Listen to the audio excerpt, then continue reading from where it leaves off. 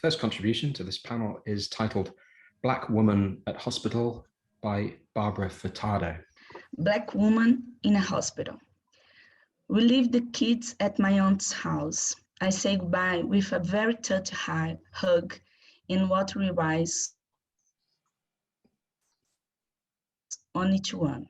I'm afraid this was our last hug. As I check for my admission at the window, I observe the hospital reception full of pregnant women. In the hospital room, the nursing technician gives me a kit with clothing I have to wear for the surgery. I put on the hospital gown, the shoes, and then try to put the cap she gave me. This part is the most difficult. This cap is so small, it doesn't fit the volume of my hair. One way or another, I have to figure it out. And I take some hair ties from my purse and make a tight bun to cap. The cap still doesn't fit. I tighten my hair even more, trying to fit in the cap. How many times do I have to tie myself up, hide, mutilate myself to fit in the certain space? Putting on this cap isn't much different. I lie down the stretcher and the nursing technicians take me to the operating room. The corridor outside the block, I see my husband who gives me a look that everything will be all right and says goodbye to me. I close my eyes. I'm feeling sad and scared. As the tears stream down my face, I say a prayer that everything will go well and God will bless the entire team involved in my surgery. In the operating room, the gynecologist introduced me to an anesthesiologist who will be in my surgery. He explains the surgery to me again.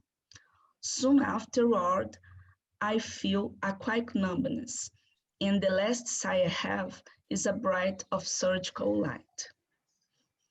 The smell of burning feather. What's burning hair? Oh my God, her abdomen has many adhesions. Better she never do any more abdominal surgery.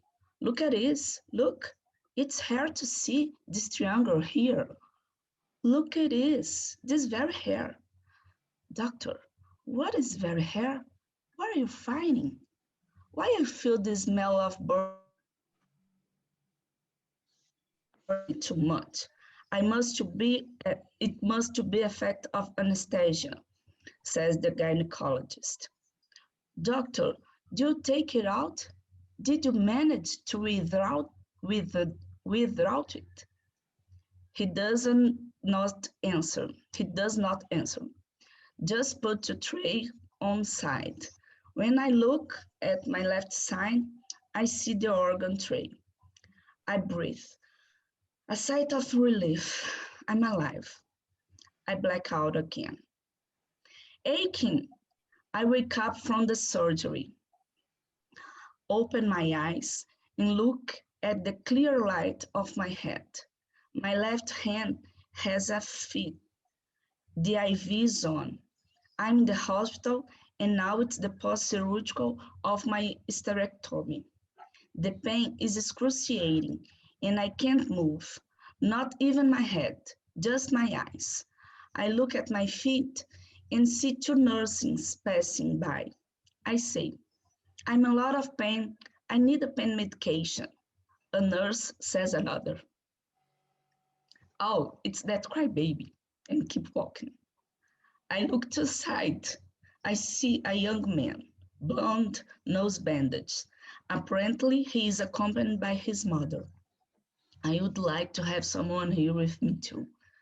Look for some friend, someone to hold my hand and know that I am being taken care of. I need pain medication. I scream to see if anyone comes to my aid. Nobody shows up. I look the axis and see the sarin dripping, drop by drop, by drop. I'll find it when I'm here, because I don't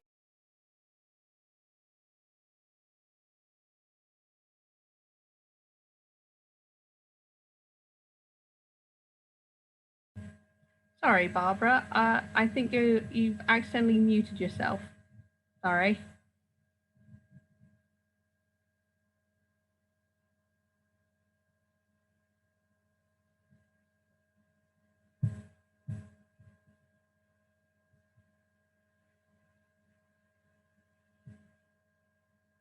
Barbara? Okay, can you listen me? Thank you. Yes. Sorry. Yeah. Okay. I need a pain medication. I squeezed. Nobody shows up. I look at the axis and see the serum dripping, drop by drop, drop by drop. I'm completely weakened and feel like no one is listening to me. Crying. I am constrainedly crying because it makes my belly hurt even more, which is cut and sin. Again, this agony of pain. I can't take this agony of pain anymore. The boy's mother looks at me. I see in her eyes a look of someone who is connected with me. A look that gives me some feel of welcome. I want my husband. Please let me see my husband. No one answers me. After a while, the boy mothers ask me, how can I help you? Do you want to call him? You need someone here with you. I asked her to be able to call my husband.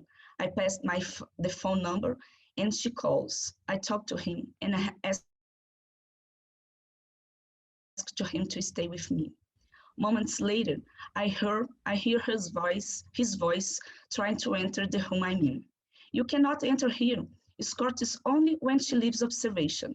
He doesn't come. I'm alone. I want someone so badly for me, my husband, my mother, a clinical pharmacist who could come here. The doctor who operate on me. Where's the doctor? Tell him I'm a lot of pain. I need a potent pain medication. A deep breath. I have to fight for myself. I'm going to have to be a clinical pharmacist for myself. I need a pain medication, and I demand the presence of my doctor or a doctor in duty. This is no sense. You are treating me in an inhuman way. I want my doctor. I scream again, again, and again, with all the strength I still have. A little later, a tall white boy with straight black hair comes to my gurney. He wears a green outfit, just like the techs were wearing. Hello, my dear. You are already medicated. What did you give me? It's in your record. Please, can you read it for me? He takes the chart. You are medicated with dipyrone and ketoprofen. I'm medicated or I've been medicated before. No, dear, you are being medicated. This medicine is dripping down in your arm. The drug is in the serum. Are you telling me that the medicine is diluted in this serum here? That's right. Rest assured that you are already taking the medication you need. So either you are lying or you don't know how to apply this medication, as none of them have recommendation for serum dilution of 5,000. Who are you? Furtado. I'm a woman who just had her uterus pulled out, and I'm in a lot of pain. This should be enough for you to give me a drug with high potential analgesic, because I am your patient and I inform you that I am in pain. But I'm also a pharmacist. I have master's degree. I teach in the college, the other side of this avenue down here. I'm working in health centers and hospitals like this one. And I know you should give me a dignified treatment. No, lady, it's because the pain protocol, you have to administer these medications to see if it works first. That's what your doctor left to you. Do you swear that it's necessary to do analgesic escalation for a patient that you have just shredded? I want a responsible doctor. If not you, please call him to me. And he doesn't say anything else. You stir the serum and go. More time passed. Hello, lady. How are you? It's a woman's voice. She has straight blonde hair and short hair. She wears a different outfit on that than the boy. Her is navy blue. They told me you are in a lot of pain, she continues. Her voice is soft, and her posture makes me feel this way. It was very difficult to be in a fighting position when all I need was to rest and try to recover from the surgery. Yeah, I answer. I'm really in a lot of pain. I had to have a hysterectomy in a hurry. Now I'm a crying pain, but people don't want to hear me. I need a drug with high analgesic potency, and I'm all cut up. You are completely right. You really need a stronger medication this post-surgery. I'm here for it. Now they will give you the medicine and you will start to feel better.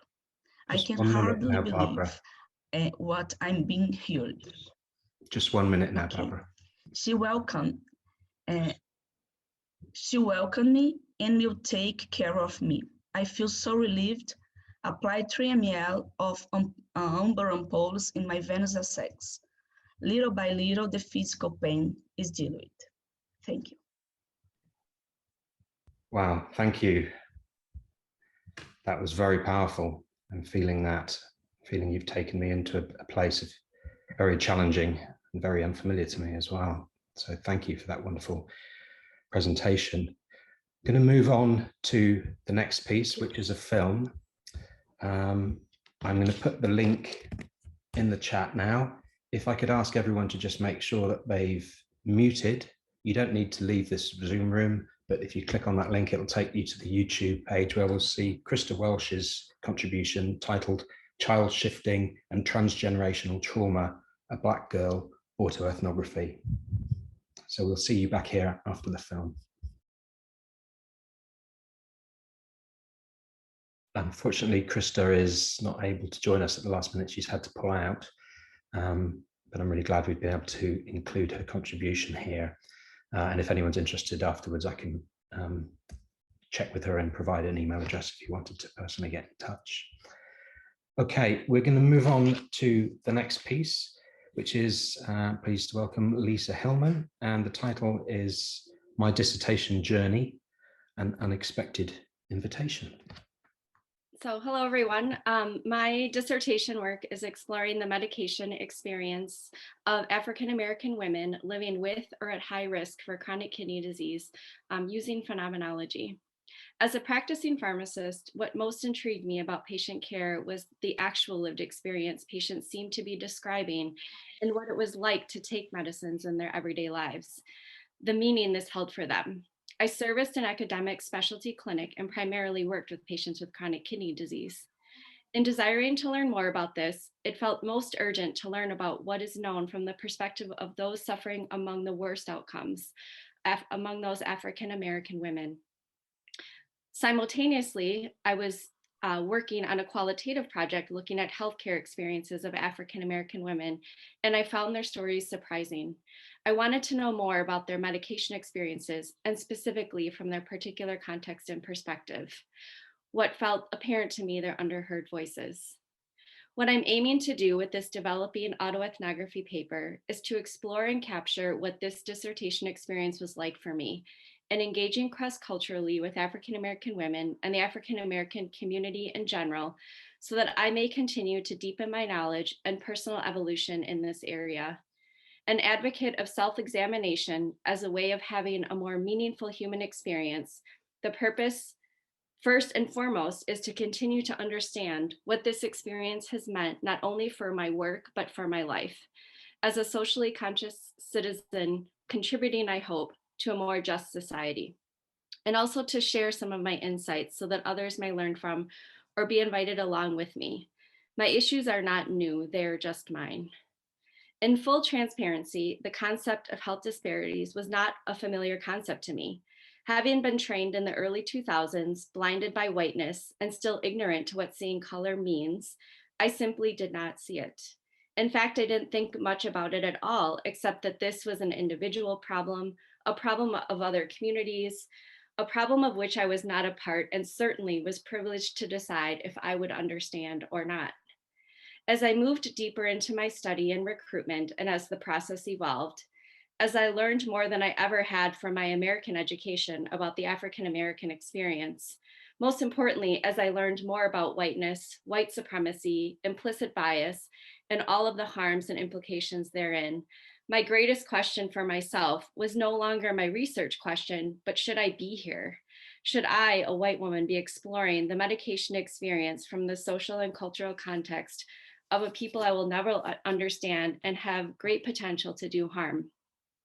Indeed, there are multitudes of contextual experience that will be missing from my analysis and narrative. The question was on my mind day and night, kept me up at night, captured my attention most of my days, literally for months. It's a question I continue to hold, but I hope in a way that is not paralyzing and self-centered, but on a path evolving ahead. What I want to explore here is, what if I didn't say yes? What if I had not accepted the invitation into this work? Where would I be now? What would I think now? How would I see the world, my work, and myself differently? It's an unknowable thing, but as I reflect back on this experience to understand the synthesis of my dissertation thesis, how would this have been different had I not done this very study? There was a dimension to myself I never would have seen had I not engaged in this cross-cultural study, specifically a white woman doing qualitative research on the lived experience of African American women. There are so many tensions that feel in opposition when I think about this experience and the experience of learning to do research. So there's a strength and privilege to be gained from the status quo, from doing things the way we've always done them, to not listen to the perspective of others that may challenge our own understanding of our own identities, families, and histories. This strength draws from the oppression of others, whether directly or not.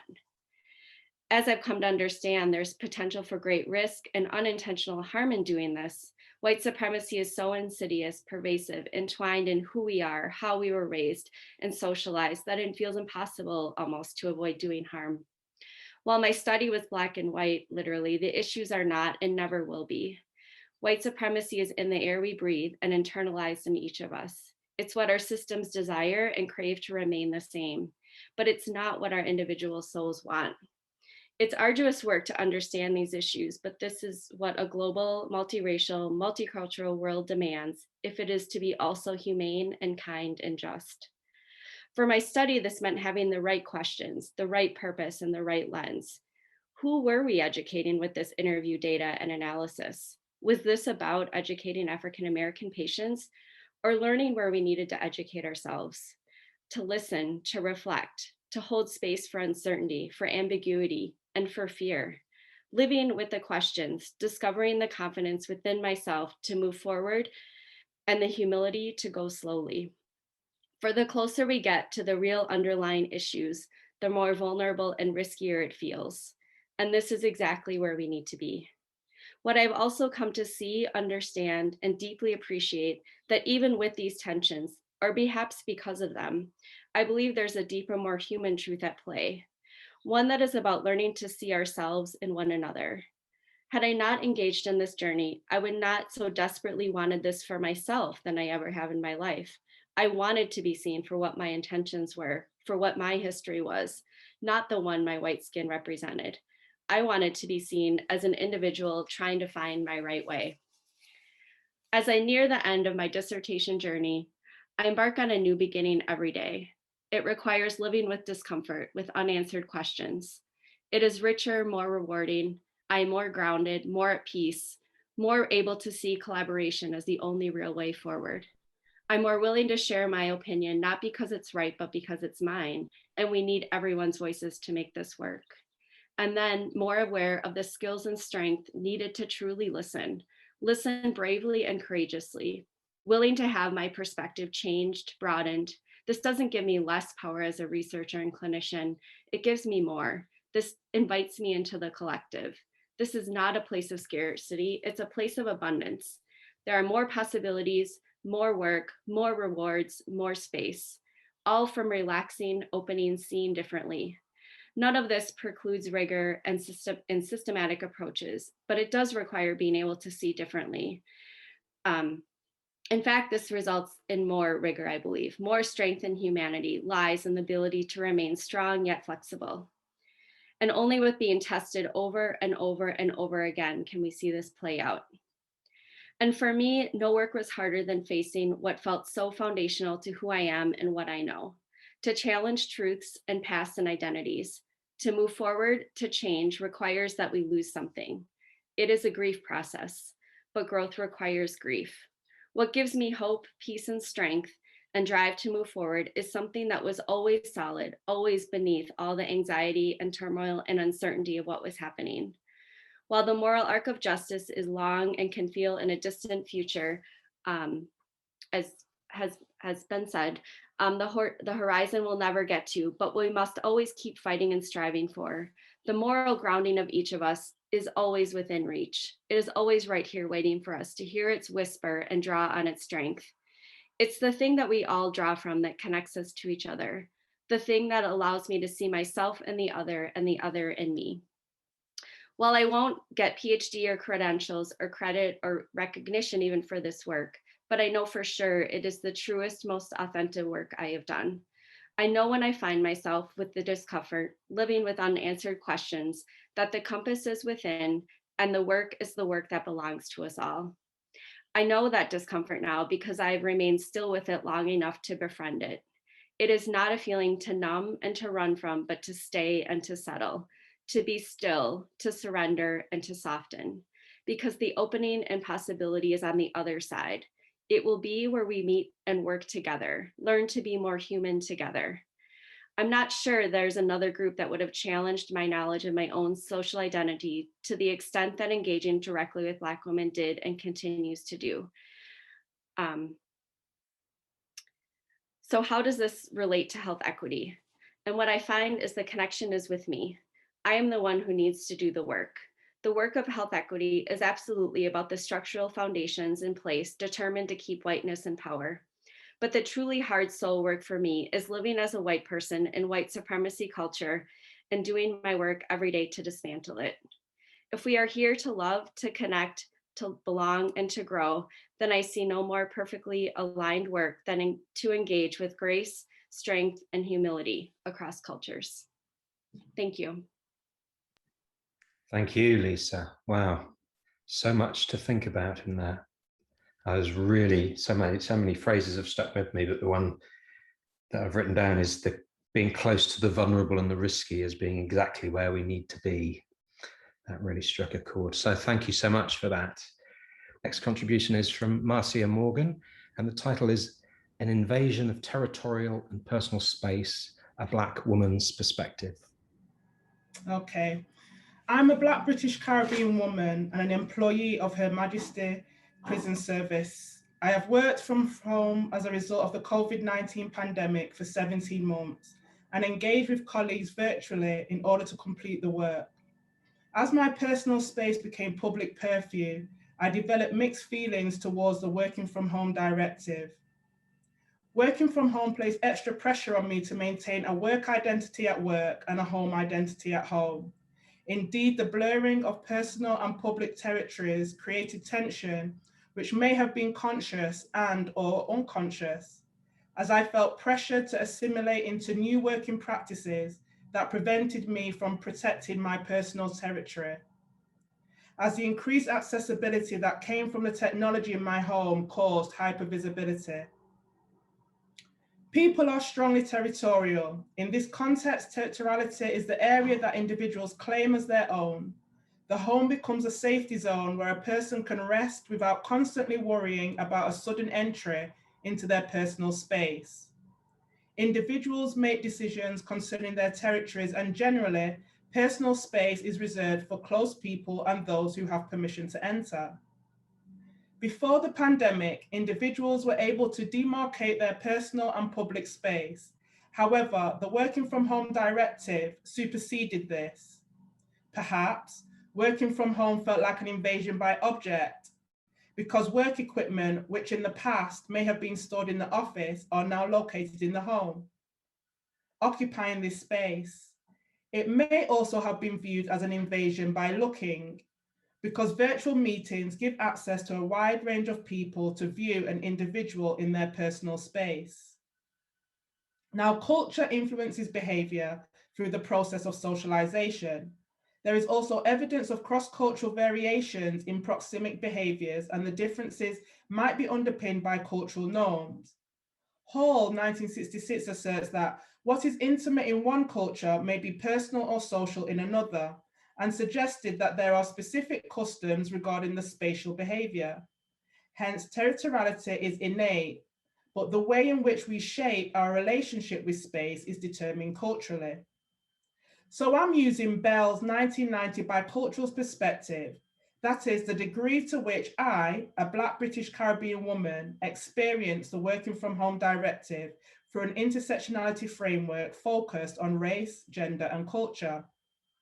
Thomas 2016 argued that Black women feel pressured to maintain a balance between their personal life and their position as employees, while Bell 1990 argued that Black women use compartmentalization to maneuver their bicultural identity, which allowed them to maintain a work identity at work and a home identity at home. Poetry can be defined as a complex response to anxiety. Lord, 1984, in her chapter entitled "Poetry is not a Luxury," implies that it can be used as a tool to give a voice to feelings and ideas that are almost inexpressible, that cause pain, but which can be subtly articulated in a way which enables us to cope.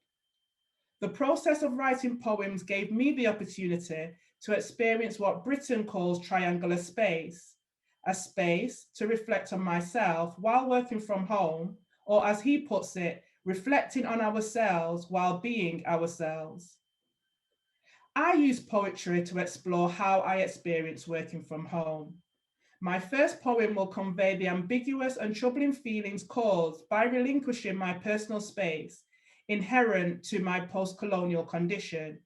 In this context, post-colonial condition refers to colonial experience that simultaneously is consigned to the past, while being at the center of social experience that perpetuates the capacity for subordination.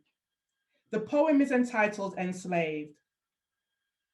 My home, my space invaded, like my ancestors' land, hundreds of years ago. No weapons, no guns, no alcohol, but an electrical device flat on its side, like Her Majesty the Queen sat upon high. A civil servant, subdued, hardworking, my behavior parallel to my enslaved ancestors. No shackles, chains, or public whippings. The psychological impact of the carceral space keeps me in my place. Ping, ping, ping. Teams alert, I cannot miss. No control, no rights. Working from home, that's my plight. To work for the crown. Brandy, rum, whiskey, intoxicating beverages, colonial control, selling of the soul, recompense with a desk, a chair, and for those special ones, a large screen to dominate the desk. Oh, what an extravagant reward to be employed working from home. The title Enslaved foregrounds the feeling of subordination, the most brutal part of the Caribbean colonial past. Slavery is evoked in the first stanza. Several parallels emerge throughout the poem as I compare working from home and the British colonization of islands of the Caribbean. The poem is a self-portrait encoded in images of gender, racial otherness. The vivid description of an invasion of the home is described in the context of the Caribbean colonization. The trajectory of the poem illuminates some cynicism towards working from home, while the words ping, ping, ping demonstrate the extension of the carceral space and the feeling of being constantly observed in the home. The emphasis here is on the psychological power office equipment in the home has in regulating one's behavior, drawing on the reputation of alcohol and how it was used to socially construct groups and forging new relations of authority. The stanza combines the symbolic image of power of alcohol during colonization to illustrate the impact office equipment can have on the workforce. The poem also emphasizes the tragic fate of helplessness and domination by the equipment.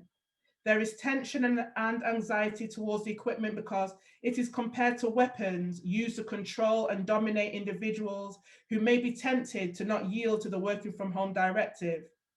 The irony is that the equipment was meant to alleviate the burdens of working from home and provide ease of access. Now, the next poem, entitled Trapped, was written out of frustration because the clear demarcation between the work completed at home and the work I was responsible for in my employment had become blurred.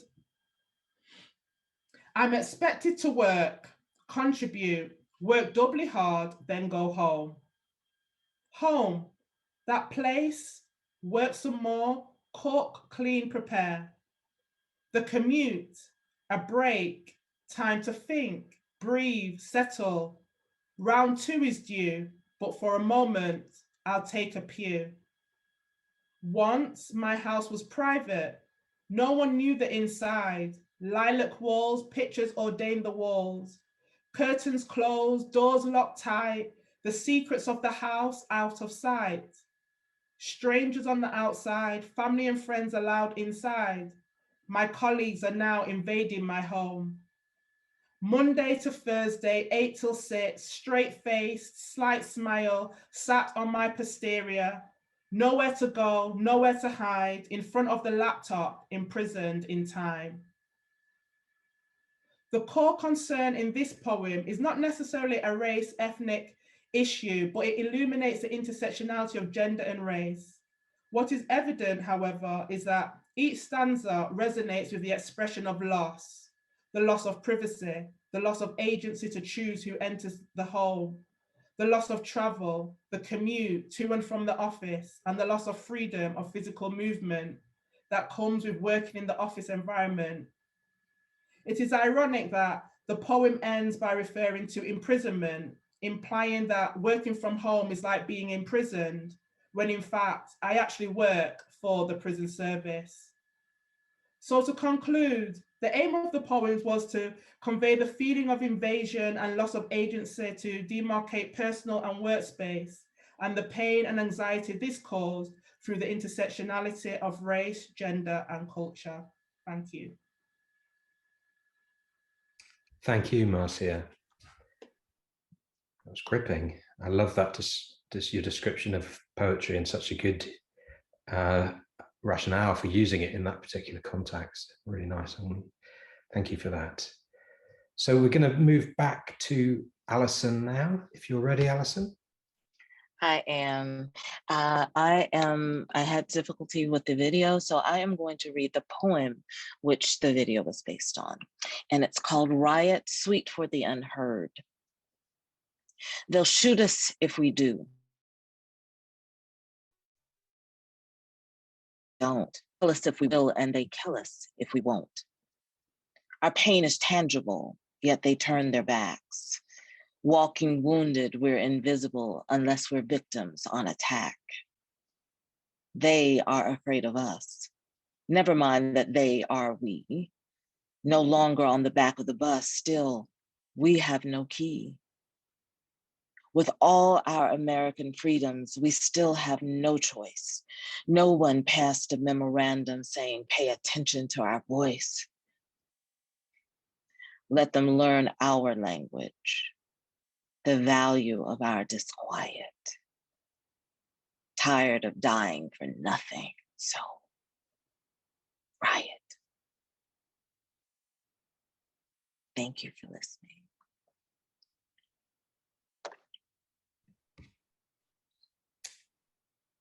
Thank you, Allison. So powerful. That is amazing use of a very small amount of time. Thank you so much for that. We have one more piece within this panel, and it's another film, this time from Roberto Bezerra. The title is Two Epiphanies of a White Body, Rehearsal for a Non-X-Rated Paper.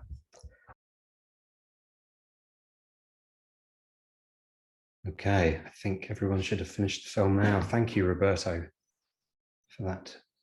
Some incredibly powerful images alongside the words and the thoughts and your reflections there.